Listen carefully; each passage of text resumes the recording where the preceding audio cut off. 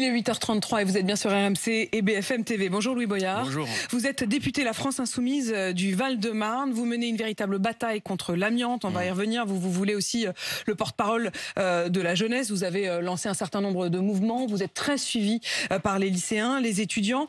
Je voudrais d'abord parler de ce qu'il s'est passé il y a 2 jours dans l'Assemblée nationale. Ce moment de discussion de la motion de censure alors que la Première ministre, Elisabeth Borne, s'exprimait. Vous vous êtes exprimé aussi. Je voudrais qu'on écoute et qu'on regarde.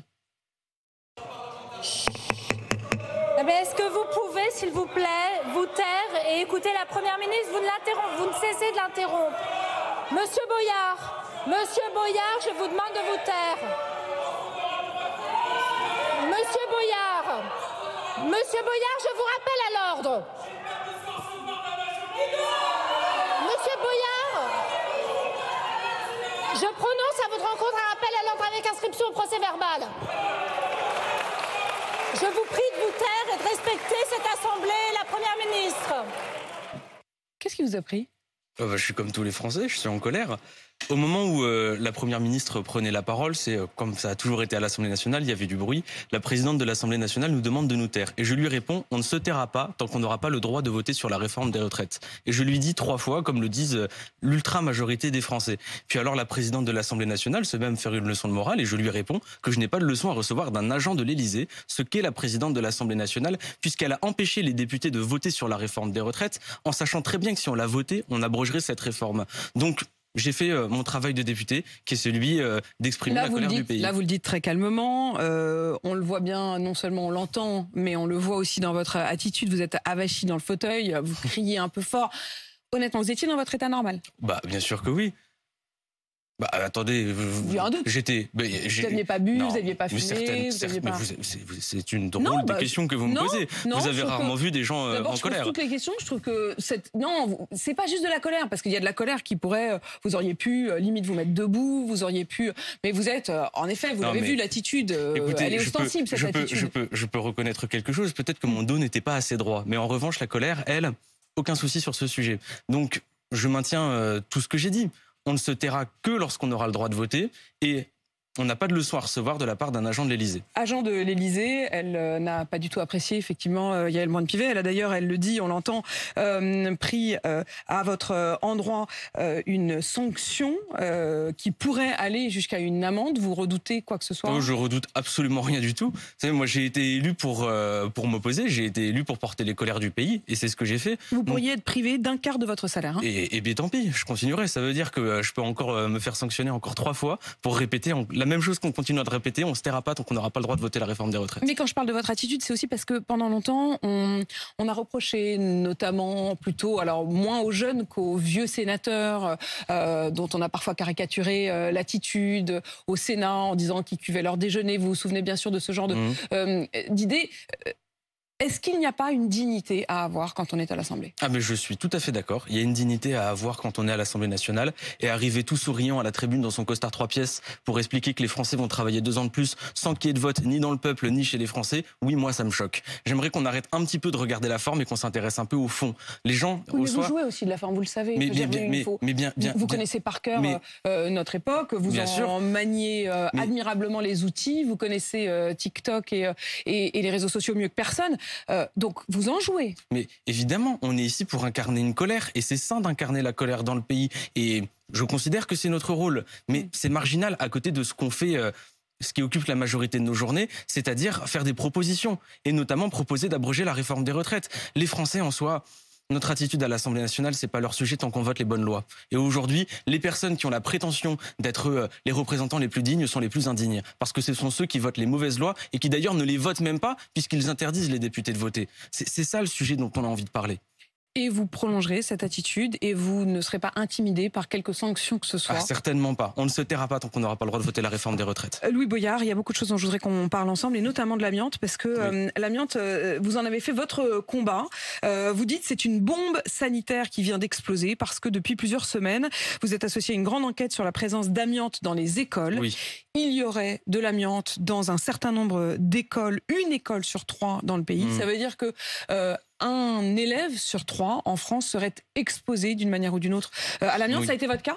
Alors moi-même, je viens d'un lycée qui était amianté. On nous disait ne vous inquiétez pas, il n'y a pas d'amiante, il n'y a pas de risque, jusqu'à ce que de l'amiante tombe dans une salle de classe. L'amiante, quand vous la respirez, et une seule fibre suffit, vous pouvez attraper différents cancers, cancer des ovaires, du larynx, des poumons, mésothéliome, et ça arrive 30 ou 40 ans plus tard. Quand je parle d'une bombe sanitaire, c'est parce que les établissements scolaires notamment ont été construits dans les années 60-70, avec de l'amiante qui a été interdit en 97. Problème, ces établissements sont en train de s'effondrer sur eux-mêmes. Je ne vais pas apprendre aux Français la qualité des écoles publiques et notamment l'état indigne dans lesquels étudient les enfants. Mais il y a de l'amiante dans ces salles de classe. Cette enquête révèle que dans 8 classes sur 10 qui avaient été testées, il y avait de l'amiante dans la salle de classe. Alors j'ai interrogé le ministre et je lui ai demandé... Le ministre de l'Éducation nationale hier, hein, Pape Ndiaye. Je lui ai demandé, mais qu'est-ce que vous allez faire? Et puis, encore une fois, la même chose. L'omerta, ils ne font rien. On a besoin d'organiser... Omerta, c'est-à-dire, vous voulez dire que sciemment, oui. il ne veut pas que ça se sache? Je pense que le ministre est dans une passivité criminelle. Parce que, en refusant de faire les prélèvements, en refusant de faire les travaux, parce que ça coûte trop cher. C'est ça la vérité, c'est que à tous les niveaux, ils sont en train de dire ça coûte trop cher. Parce que le ministre dit, mais c'est aux mairies de s'occuper de reconstruire les écoles. Mais il sait pertinemment que les mairies n'ont pas les moyens de reconstruire les écoles. On a besoin d'avoir un fonds public de l'amiante qui reconstruise ces écoles. Déjà qu'ils les reconstruisent pour protéger rapidement les élèves, mais aussi parce qu'on a besoin de faire une rénovation thermique des bâtiments. Des sources de financement, j'en ai plusieurs, mais Alors attendez, on va revenir sur tout ce que vous dites et sur la manière dont on pourrait trouver une solution en effet, et une solution en urgence pour ces enfants s'ils sont effectivement exposés à de l'amiante. Vous dites passivité criminelle, c'est très fort. Mais oui, je le pense sincèrement. Je viens d'une école dans laquelle on nous disait ne vous inquiétez pas, vous pouvez retourner en cours, vous ne risquez rien. Alors qu'on risquait quelque chose. On a aujourd'hui ce qui permet de mesurer... C'était en quelle année, Louis Boyard? C'était en 2018. Il y a un morceau de plafond qui s'est détaché. C'est ça, il y a un faux plafond qui tombe dans la salle de classe. Il y avait de l'amiante à l'intérieur. La région nous disait pendant le cours. Et la région disait ne vous inquiétez pas, vous pouvez y retourner. Mais parce que ça coûte tellement cher de reconstruire une école. Et on ne parle pas d'une école, on parle de dizaines de milliers d'écoles qui font reconstruire. Parce que l'amiante est un matériau qui se dégrade avec le temps. Et les écoles se dégradent elles aussi avec le temps. Donc plus le temps passe, plus il y a des chances d'avoir de l'amiante dans les salles de classe. C'est ça le scandale sanitaire dont on est en train de parler. Donc vous demandez quoi? Vous demandez à ce qu'il y ait d'abord une étude qui puisse précisément dire l'état du risque auquel sont exposés les enfants? Tout à fait. Je demande plusieurs étapes. Déjà, premièrement, organiser des prélèvements dans toutes les écoles qui sont amiantées. Ces prélèvements ne doit pas se faire avec un système à pompe.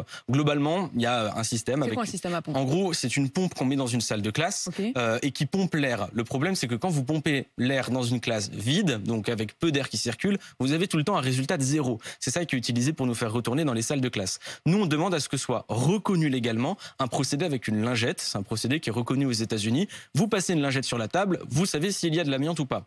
Une fois qu'on a identifié les salles de classe dans lesquelles il y a de l'amiante... Qui refuse que ce soit fait comme ça? Mais le ministère de l'Éducation nationale. Refuse, vous leur dites, voilà, il y a deux manières de tester la présence d'amiante dans les classes. Il y a une manière qui est effectivement avec visiblement une pompe. Et il y a une manière qui semble plus efficace avec la lingette. Ils vous disent non.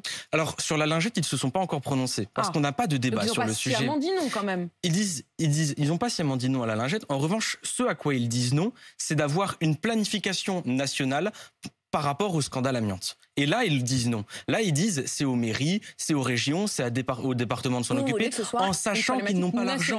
Mais parce que de toute façon, les collectivités n'ont pas les moyens de gérer le problème. Elles ont déjà plus de sous. Donc on a besoin que l'État organise les choses. Combien cette grande recherche nationale? J'estime qu'on serait entre 4 à 5 milliards. Malheureusement, je n'ai pas encore les chiffres. Là, ce serait pas pour... Par an pendant 10 ans. Pour remplacer tous les espaces amiantés. C'est un chiffre qui est donné par les syndicats. Mais on a besoin de savoir concrètement les choses. C'est pourquoi je demande, parce que le gouvernement ne fera rien. Donc là, c'est notre rôle de député que d'agir. Je demande à la présidente de l'Assemblée nationale d'accepter la demande de commission d'enquête que je vais déposer. Et si jamais c'était pas le cas, elle se rendrait de la même passivité criminelle que le ministre de l'Éducation nationale. Non, mais on n'est pas ici pour être copains. On est ici pour améliorer la vie des gens. Et notamment sauver les enfants. Ce que je veux dire, c'est qu'à un moment aussi, il faut travailler en bonne intelligence. Et c'est tout ce que je demande. Là, vous avez besoin d'elle. Hier, vous disiez que c'était une agente de l'Élysée. Mais écoutez, oui, c'est une agente de l'Élysée qui écrase la démocratie à l'Assemblée nationale. Alors j'envoie directement mon message à Emmanuel Macron, dans la mesure où c'est lui qui décide de tout en Macronie. Monsieur le Président de la République, êtes-vous favorable à ce qu'il y ait une commission à l'Assemblée nationale qui étudie les questions d'amiante? Parce que le gouvernement ne fera rien, parce que ça coûte trop cher à ses yeux. Une fois que cette audit globale serait acceptée et que l'on puisse voir effectivement quels sont les besoins, Qui financerait ces milliards dont il est question pour refaire ces collèges et ces lycées? Il y a plusieurs sources de financement. Déjà, on pourrait parler du service national universel, où vous avez un service national universel qui coûterait 3 à 4 milliards. On pourrait dire, plus de service national universel, donc ça plan de rénovation des bâtiments. Ça prendrait la place du SNU. Oui, pourquoi pas, on pourrait prendre l'argent du SNU et s'en servir pour éviter le scandale amiante. Pourquoi? Parce que, écoutez, les jeunes, ils ont faim, ils galèrent à trouver un emploi et on va atteindre les 3,8 degrés d'ici 2100. Je pense que la priorité, c'est pas au service national universel, c'est de gérer les problématiques amiantes, les problématiques de précarité des jeunes et les questions de réchauffement climatique. C'est une question de priorité. Et en plus, nous, on le ferait pas comme ça. Mais c'est quoi? C'est le côté ordre, armée, uniforme? Aujourd'hui, l'école, elle ne sert plus à faire de la formation de citoyennes et de citoyens. Ils considèrent que l'école, c'est uniquement une machine à faire un tri social pour savoir qui ira dans les facs où vont les très riches, qui ira dans les facs où vont les très pauvres, qui ira tout simplement pas dans des études et dans un emploi précaire. À l'école?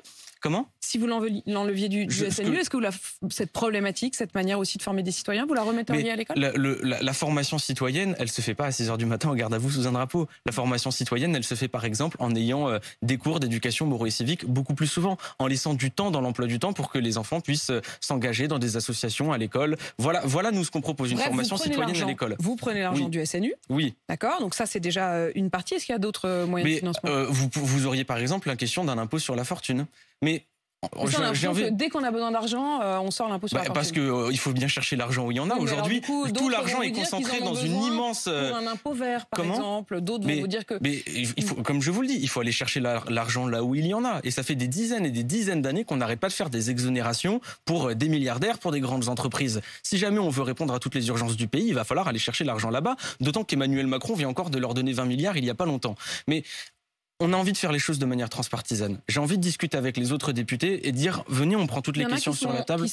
Qui vous ont dit être sensibles à cette question et être prêts à travailler avec vous? Oui, il y en a plein, parce qu'on est tous concernés. Partout en France, il y a des écoles amiantées et il y a des enfants qui sont potentiellement en danger. Et le gouvernement n'agit pas. Alors c'est notre rôle de député que de contrôler le gouvernement et de faire en sorte qu'il agisse. Donc j'appelle tous les députés à venir me rejoindre au sein de cette commission d'enquête pour qu'on trouve ensemble les solutions et qu'on essaie de rénover ces écoles et de protéger les enfants. Je voudrais qu'on parle réindustrialisation, je voudrais qu'on parle écologie aussi. Vous avez vu cette action des militants écologistes dans des maraîchages près de Nantes, qui ont arraché des pieds de salade, des pieds de muguet. Vous approuvez? Je n'ai pas regardé cette affaire dans les détails. En revanche, il y a une colère, mais une colère saine. On voit les images, c'est pour ceux qui nous regardent sur BFM TV. Il y a une colère saine de personnes qui sont en train... et j'en fais partie, de personnes qui regardent l'avenir et qui se disent, mais 3,8 degrés en 2100 ? C'est les conséquences de tout ça, c'est quoi? Mais est-ce que ça peut être fait avec sans aucune limite? Là, c'est les soulèvements de la terre. Ils sont venus. Il y a quand même des maraîchers qui travaillent notamment. Et c'est l'une des zones de ces champs qui ont été arrachés, qui travaillaient notamment sur des salades qui n'auraient pas besoin d'eau et qui n'auraient pas besoin d'engrais. Est-ce que arracher par principe des cultures expérimentales, ça vous paraît la bonne manière? Mais au niveau du drame dans lequel on est en train de dire, mais c'est rien à côté de l'indécence des véritables responsables du dérèglement climatique. Mais alors si vous renvoyez les indécences contre les autres, on va se renvoyer les uns et les autres. Vous avez une poignée de milliardaires. Donc il y a des indécences qui sont acceptables parce qu'il y en a d'autres qui ne sont pas acceptables. Parce qu'il y a une indécence qui va peut-être lui mener la civilisation à sa fin. Voilà, c'est quoi la vérité? C'est des expérimentations, et notamment pour que ces cultures utilisent moins d'eau. Enfin, à un moment, c'est quand même aussi pour faire manger les gens. Vous avez une poignée de milliardaires qui choisissent comment est-ce qu'on organise la production, comment est-ce qu'on répartit la production. Les gens vivent dans la pauvreté, on continue de polluer pour que ces gens s'en mettent plein les fouilles. Vous avez des personnes qui regardent... Ces milliardaires, comme vous dites, découvrent des plantations, des cultures qui sont meilleures pour l'environnement. En l'occurrence, cette recherche, elle permettait normalement de pouvoir travailler sur des salades qui utilisent moins d'eau, moins d'engrais et pas de pesticides. Est-ce que le simple fait que ce soit des milliardaires qui éventuellement les financent font que vous n'accepterez pas ces cultures? Je ne crois pas que Jeff Bezos soit un philanthrope. Et je ne crois pas que ces milliardaires en aient quelque chose à faire du dérèglement climatique. Non, c'est pas ma question. C'est pas ma question, le milliard. C'est puisque vous avez dit, mais il y a des milliards. Écoutez, je vais être très clair, je rentrerai pas dans ce jeu. Vous avez des gens... c'est pas moi qui l'ai mis en place, vous avez des gens qui ont mon âge, qui aujourd'hui se posent la question de savoir s'ils vont avoir des enfants. Vous avez des gens qui ont mon âge, qui sont pas capables de se projeter dans un monde dans 30 ou 40 ans, parce qu'ils savent pas de quoi il est fait et il est angoissant. Mais oui, et je vais vous même chose. Non, on parle pas de la même chose. On parle de la même chose. Là, ce sont des maraîchers qui précisément ont ces questions-là à l'esprit et qui décident de tenter, de tester des cultures qui permettraient d'utiliser moins d'eau, encore une fois, moins d'eau, moins d'engrais, moins de pesticides.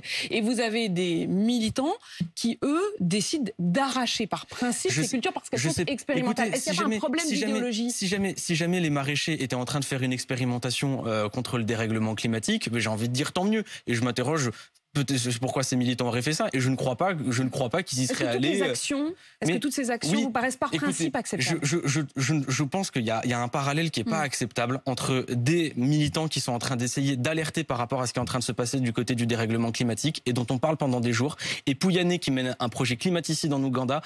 On laisse passer. La question du siècle, c'est de savoir... Patrick Pouyanné. Exactement. La question du siècle, c'est de savoir qui choisit les richesses que l'on produit et comment est-ce qu'on les répartit. Et aujourd'hui, c'est pas un pouvoir qui est entre les mains du peuple. Résultat, on va arriver à 3,8 degrés en 2100. Donc, qu'il y ait des personnes qui se disent « L'avenir, il me fait peur et j'ai envie de me battre parce que j'ai pas envie de laisser ces gens nous bousiller la vie », et ben je serai jamais contre eux. Et à court terme, quand vous voyez par exemple qu'il y a des projets, comme ça avait été le cas dans les Alpes-Maritimes, il y avait Mandelieu, la Napoule, où il y avait 100 emplois qui ont finalement été supprimés et qui devaient être développés parce que l'île artificielle de Kanu'a Island a été abandonnée. L'État y était plutôt favorable, mais il y a eu une grande pression des écologistes. Est-ce que dans le choix entre emploi et écologie, à court terme, vous choisirez toujours l'écologie ? Quand on regarde, les deux sont liés. Et d'ailleurs, on voit que le capitalisme et le néolibéralisme ont supprimé les emplois. C'est eux qui sont responsables de la désindustrialisation du pays. Si jamais vous voulez faire une planification écologique, avoir un pays qui puisse être durable, alors vous avez besoin de tout relocaliser. Vous avez besoin de centaines de milliers d'emplois dans le ferroviaire. On a besoin de 100 000 professeurs de plus, 100 000 soignants de plus. On a besoin de gens dans les usines pour pouvoir fabriquer localement les produits. Écologie et emploi sont liés. Macronisme et emploi, ça n'a rien à voir. C'était pas une question délocalisable puisque c'était du tourisme et c'était local. D'accord, mais moi je vous donne des exemples de centaines de milliers d'emplois qui peuvent être créés, y compris dans l'agriculture. Dans le programme L'Avenir en commun, on explique qu'on a besoin de 300 000 agriculteurs de plus si jamais vous voulez avoir une agriculture qui est durable. Le seul moyen qu'on a de pouvoir remettre tout le monde au boulot, de pouvoir vivre dignement de son travail, c'est la planification écologique. Il y a aussi ces médicaments qui vont être produits de nouveau en France, 25 dès les prochaines semaines. C'est ce qu'a annoncé Emmanuel Macron hier. Est-ce que ça, vous vous en félicitez ? Je pense que c'est toujours bien de relocaliser. Je pense que c'est toujours bien d'avoir la souveraineté, particulièrement sur des produits comme cela. Nous plaidons pour un pôle public du médicament. C'est-à-dire que de la recherche à la production, à la distribution, ce soit la France qui en ait le monopole. Et sur plus que 25 médicaments. Sur la jeunesse, vous êtes concurrencé sur ce terrain de la jeunesse, puisque Elisabeth Borne, et c'est une information de France Info et de BFM TV ce matin, s'apprête à annoncer la semaine prochaine la possibilité de passer le permis de conduire dès l'âge de 17 ans. C'est bien ? C'est plutôt une bonne chose. Encore faudrait-il que les jeunes aient les moyens de pouvoir se prendre un permis de conduire. Il y a les 2 tiers des Français qui vivent avec moins de 200 € par mois. 1 tiers des Français avec moins de 100 € par mois. Beaucoup d'entre eux, c'est des jeunes. Ils n'ont pas les moyens. Et écoutez, c'est assez accessoire quand on voit...